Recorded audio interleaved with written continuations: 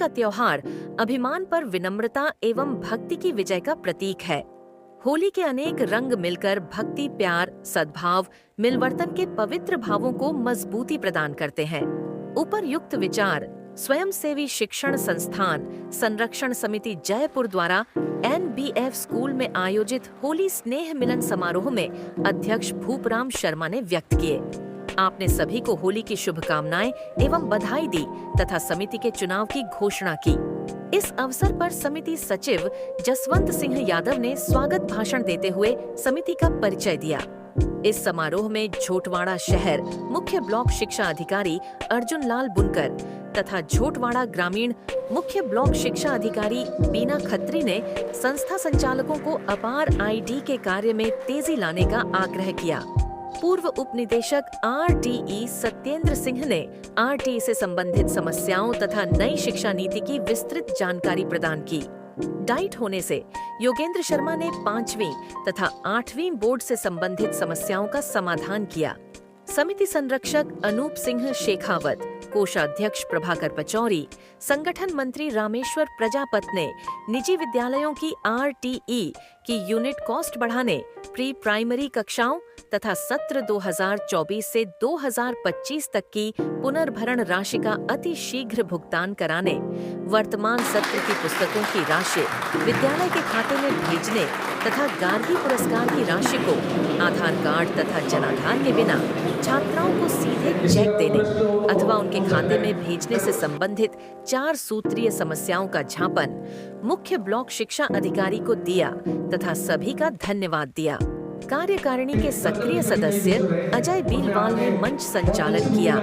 NBF school के निदेशक संजीव खांडल तथा संदीप खांडल ने सभी का माल्यार्पण कर स्मृति चिन्ह देकर अतिथियों का स्वागत किया और सभी के लिए भोजन की व्यवस्था की।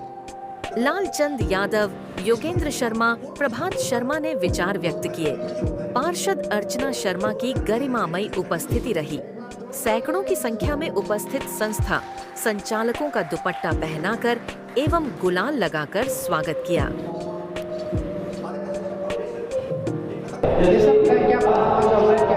सबसे पहले मैं जयपुर प्लस न्यूज़ को बहुत बहुत बधाई और धन्यवाद देना चाहूँगा और होली स्नेह मिलन समारोह में आपको बहुत बहुत बधाई। साथ ही आज स्वयंसेवी शिक्षण संस्थान समिति की ओर से होली मिलन समारोह का आयोजन किया जा रहा है। बहुत ही भव्यता से इस कार्यक्रम का आयोजन हो रहा है, जिसमें हमारे साथी संचालक झोटड़ा ग्रामीण और शहर के सभी संचालक यहाँ लगभग पहुँचे और इस कार्यक्रम में पहुँचने का उद्देश्य यही है कि सबको होली की शुभकामनाएं देना, एक दूसरे को बधाई देना। और इस कार्यक्रम में आज हमारे प्रशासनिक अधिकारी जो हमारे शिक्षा विभाग के जो अधिकारी वो भी विराजमान है। उनके साथ हमारी जो समस्याएं थी उनको भी दूर करने का प्रयास किया गया है। हमारी जो समस्याएं हैं उनकी तरफ रखी गई है और उन्होंने आश्वासन दिया है कि उनके स्तर पर जो भी कोई समस्या का समाधान होगा वो समाधान हम करेंगे। इस प्रकार से और सभी लोग बड़े हर्षोल्लास के साथ में आज इस होली के स्नेह मिलन समारोह जो new bright future academy NBF school Niwaru road पे मनाया जा रहा है। और आपको भी बहुत बहुत धन्यवाद सजवान साहब कि आप लगातार हमारे इस प्रोग्राम को कवरेज करते हैं और हमारी समस्याओं को सरकार तक पहुँचाते हैं। होली मिलन समारोह को उपलक्ष्य मिलता है। आज स्वयंसेवी शिक्षण संस्थान की तरफ से तत्वाधान में आज सभी प्राइवेट स्कूल्स का एक स्नेह मिलन कार्यक्रम आयोजित किया गया, जिसमें 100 से ज़्यादा स्कूल ऑनर जो है हमने 200-300 लोगों को बुलाया, लेकिन लगभग 150 लोग आज उपस्थित हैं अलग अलग संस्थाओं से यहाँ पे इस प्रांगण में न्यू ब्राइट फ्यूचर प्रांगण के अंदर। क्या प्रोग्राम का सर क्या उद्देश्य है, क्या मोटिव के साथ किया गया? देखिए, हर जगह पे संगठन है, पान वालों का भी संगठन है, अलग अलग जगह पे लोगों का संगठन होता है। तो हम चूँकि बच्चों को शिक्षा दे रहे हैं, शिक्षा एक व्यवसाय के साथ में सेवा है और हम सब लोग भी आपस में संगठित रहें, क्योंकि हमारा केंद्र बिंदु जो है वो बच्चा है, पेरेंट्स की तरफ से भी और स्कूल्स की तरफ से भी। तो कैसे बच्चों के सर्वांगीण विकास के लिए हम एकजुट होकर एक दूसरे के साथ तालमेल बनाकर और एक दूसरे के साथ में सहयोग करके कैसे बच्चों को बेस्ट दे सकें और अपने आप को सुरक्षित रह सकें, और जो भी चैलेंजेस, कानून, इस तरह के नियम कायदे हमारे ऊपर कहीं भी विपरीत रूप से है तो उनका हम मिलकर सामना कर सकें, इसलिए ये संगठन की एक मीटिंग रखी गई, मतलब स्नेह मिलन रखा गया। और संगठन में ही शक्ति है, ऐसा बोला जाता है, संगे शक्ति कलियुगे।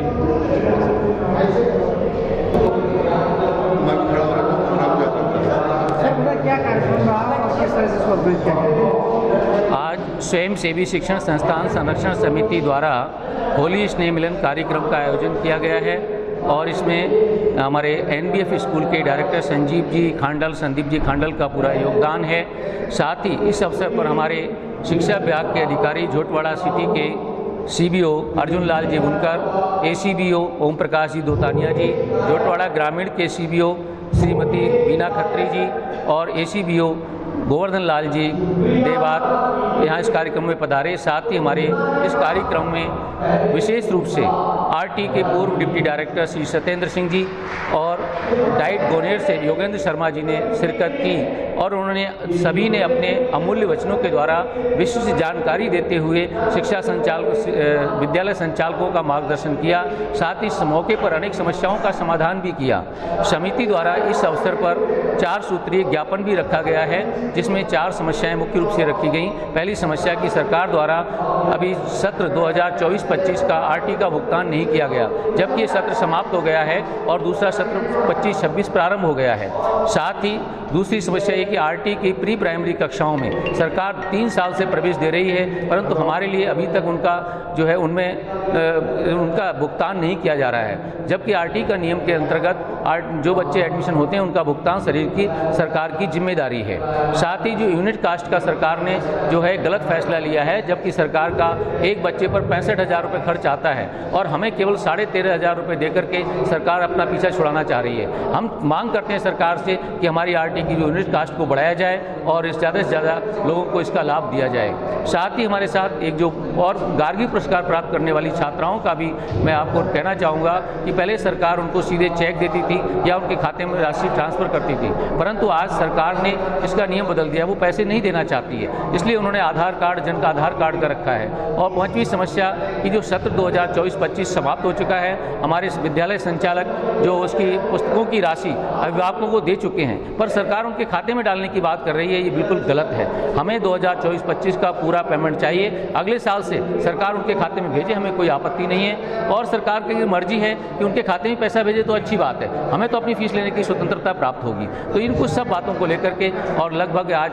150 के समथिंग यहाँ संचालक पहुँचे, पूरे जयपुर जिले से अलग अलग लोग आए हैं, कई पत्रकार बंधु भी आए हैं। मैं इन सबका हार्दिक अभिनंदन और स्वागत और सभी के लिए होली की हार्दिक शुभकामनाएं। जय हिंद, जय भारत। अधिकारी झोटवाड़ा ग्रामीण और झोटवाड़ा सिटी के बीच आयोजित हो रहा है, ये एक अच्छी पहल है। इसमें हम आपस में शिक्षा को लेकर चर्चा भी कर रहे हैं और एक दूसरे के साथ पूर्ण सहयोग से कंधा मिलाकर शिक्षा के जो हमारे बालकों के पूर्ण विकास का हमारा जो उद्देश्य है उसमें हम सब साथ मिलकर कार्य करेंगे।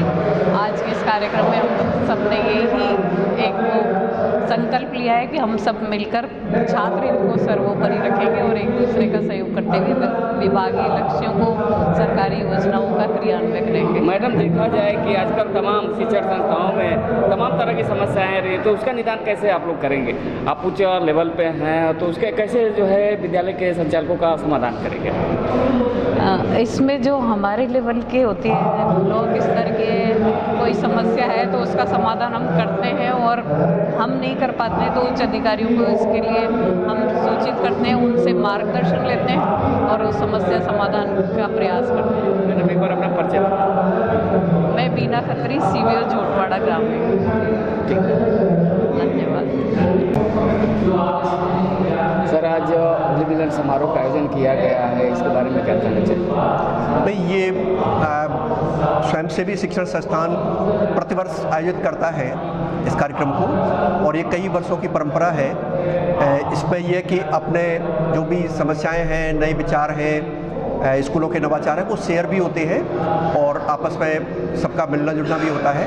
तो ये कार्यक्रम बहुत भव्यता से आयोजित किया जाता है और बहुत प्रेमपूर्ण सौहार्द के माहौल में सारे स्कूल के साथी निदेशक बैठते हैं और ये कार्यक्रम आयोजित करते हैं। देखा जाए कि हर स्कूल के प्रति तमाम तरह की समस्याएं आती हैं, तो उसके बारे में आप क्या कहना चाहेंगे? तो इसमें स्कूल की समस्याएं 2 तरह की हैं। एक तो समस्या ये है कि स्कूल का कुछ काम सरकार के साथ पड़ते हैं और बाकी स्कूल के अपनी खुद की। तो स्कूल की खुद की जो व्यक्तिगत समस्याएं हैं, जो अभिभावकों के साथ में हैं, उनका समाधान हर स्कूल अपने लेवल से निकालता है। लेकिन स्कूल की कुछ समस्याएं सरकार के साथ रहती हैं तो उनमें स्कूल की मान्यता है, क्रमोन्नति के संबंध में, इसके अलावा फीस का निर्धारण है, एक राइट टू एजुकेशन एक्ट की धारा 12 एक में 25% कोटे के एडमिशन है, उसकी फ़ीस का रिएम्बर्समेंट है। ऐसे कुछ सरकार के साथ भी इशू चलते हैं तो उनके कई बार समाधान नहीं होते, तो उसके संबंध में स्कूल संचालक मिलते भी रहते हैं सरकार के प्रतिनिधियों से और आपस में भी वो विचार विमर्श करते हैं कि इनका समाधान किस प्रकार से निकाला जाए।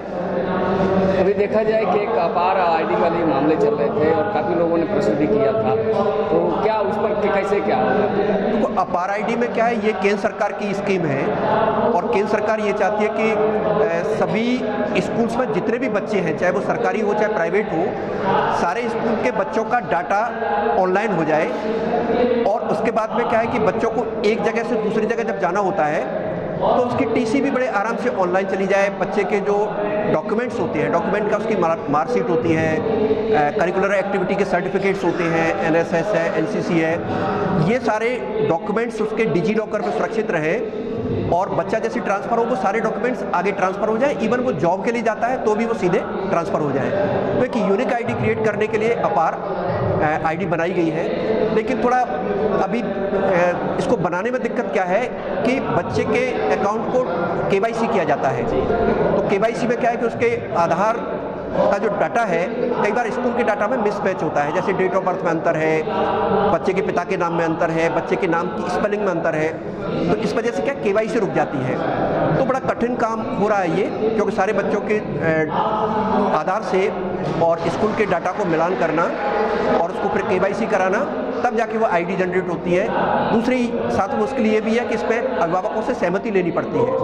ये नियम होता है एक आईडी का कि जो बच्चे अभी बालिग नहीं हैं, तो बालिग नहीं है तो उनके अभिभावक की सहमति अनिवार्य होती है।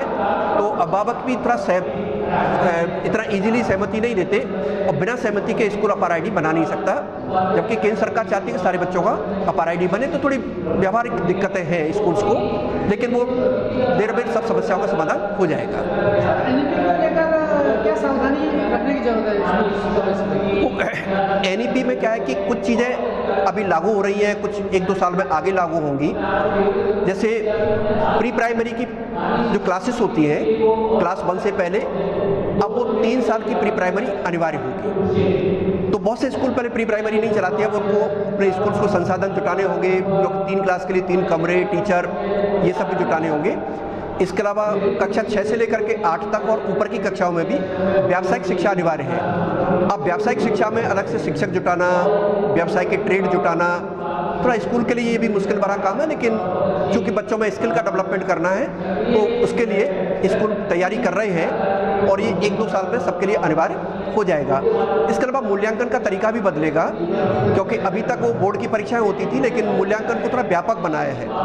व्यापक का मतलब ये है कि बच्चे आपस में भी एक दूसरे का मूल्यांकन करेंगे, बच्चा स्वयं भी अपना मूल्यांकन करेगा, शिक्षक भी मूल्यांकन करेगा, समाज से भी, मतलब पेरेंट्स से भी मूल्यांकन करवाया जाएगा। तो एक 360 डिग्री मूल्यांकन का कंसेप्ट है एनईपी में, उसको लागू करना थोड़ा मुश्किल है, लेकिन जैसे वो लागू होगा बच्चे का एक पूरा मूल्यांकन होकर आएगा।